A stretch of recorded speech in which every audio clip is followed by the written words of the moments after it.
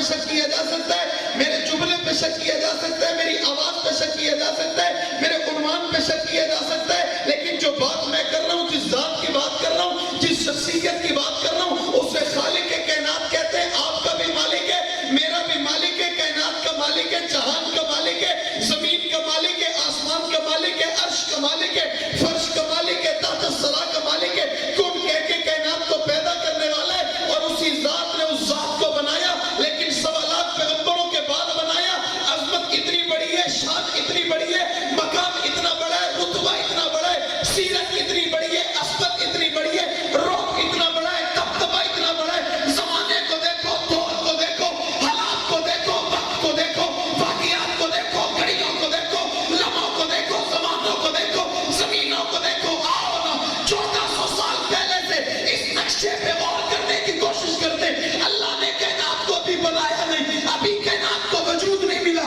ابھی کائنات کو پیدا نہیں کیا، ابھی کائنات کی ابتدا نہیں ہے، ابھی کائنات کا آغاز نہیں ہے، ابھی آدم علیہ السلام نہیں ہے، ابھی نوح علیہ السلام نہیں ہے، ابھی یحییٰ علیہ السلام نہیں ہے، ابھی دانیال علیہ السلام نہیں ہے، ابھی مشیش علیہ السلام نہیں ہے، ابھی زکریا علیہ السلام نہیں ہے، ابھی لوط علیہ السلام نہیں ہے، ابھی ہارون علیہ السلام نہیں ہے، ابھی داؤد علیہ السلام نہیں ہے، ابھی یعقوب علیہ السلام نہیں ہے، ابھی یوسف علیہ السلام نہیں ہے، ابھی یونس علیہ السلام نہیں ہے، ابھی تو بابا نبی کوئی نہیں ہے، ابھی تو رسول کوئی نہیں ہے، ابھی تو انسان کوئی نہیں ہے، ابھی تو ابتدا کوئی نہیں ہے، ابھی تو آغاز کوئی نہیں ہے، ابھی تو آیا کوئی نہیں ہے، ابھی تو بنایا کسی کو نہیں ہے، ابھی تو بیچا کسی کو نہیں ہے، ابھی تو ولادت کسی کی نہیں ہے، ابھی تو پیدا کیوں نہیں ہوا؟ اللہ نے اس وقت عالم ارواح میں روحوں کو جمع کیا، جمع کرنے کے بعد اللہ نے یہ بات گجرا ڈالا کہ اس گاؤں میں کھڑے ہو کے بڑے فخر سے کہوں گا، اور روحوں میں نبی موجود ہے، صحابہ موجود ہے، اولیاء موجود ہے، اتقیاء موجود ہے،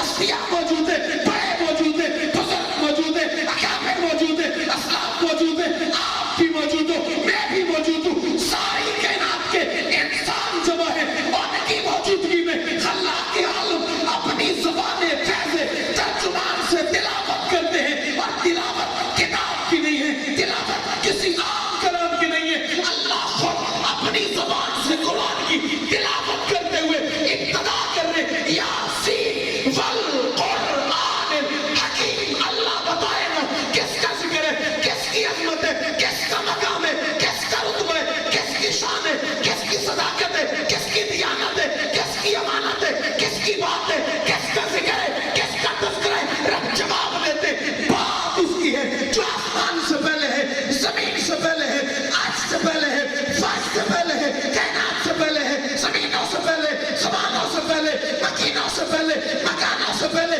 کائنات کے ذرے ذرے سے پہلے ہے، قطرے قطرے سے پہلے ہے، ہواؤں سے پہلے ہے، فضاؤں سے پہلے۔ اور غور کرو، مجھے طاقت دو، اپنے کان کو کھولا رکھو، اپنے دل کو متوجہ رکھو، میری بات کو دل میں اترنے دو۔ ارے بات اس کی ہے، جسے ساقی کوثر کہتے ہیں، شافی معشر کہتے ہیں، جانے جہاں کہتے ہیں، محبوب خدا کہتے ہیں، خیر الورا کہتے ہیں، بدر الدجا کہتے ہیں، شمس الضحیٰ کہتے ہیں، عین و عیا کہتے ہیں، واللیل کی زلفوں والا کہتے ہیں، علم نشرح کے سینے والا کہتے ہیں، بازاق البصر وما طغیٰ کی آنکھوں والا کہتے ہیں، حسن کائنات کہتے ہیں، جلال کائنات کہتے ہیں، جمال کائنات کہتے ہیں، رب کائنات کہتے ہیں، دبدبہ کائنات کہتے ہیں، عزت کائنات کہتے ہیں، عظمت کائنات کہتے ہیں، خوبی کائنات کہتے ہیں، اوصاف کائنات کہتے ہیں، کمالات کائنات کہتے ہیں، شفیع المذنبین کہتے ہیں، راحت الراشدین کہتے ہیں، امام المرسلین کہتے ہیں، امام المتقین کہتے ہیں، ابو بکر عمر عثمان علی